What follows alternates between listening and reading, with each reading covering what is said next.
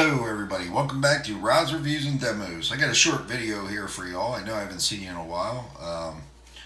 Kind of off the speakers right now and into a different hobby, so you'll be seeing videos coming out soon. So I bought myself a telescope and I had to do some cable management. And I went to Home Depot and I found these. This is a roll of Velcro tie wraps.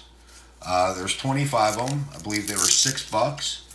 You unroll them. I already disconnected one here to make the video a little quicker. And you can see it has a hole in it right there. And what you do is you put it around your wires, stick that in the hole, and bang, you pull it tight. Just like regular tie wraps. The difference is if you forget a wire, and we always do, you just open this thing back up and put your wire in there. It's no biggie. You don't have to cut a bunch of tie wraps off and throw them in the trash. These things are excellent, reusable. They work great. They're plenty sticky. Definitely recommend the roll of tie wraps, Velcro tie wraps. So thanks for watching, y'all. I appreciate it, and I'll see you soon with some new videos. Cheers.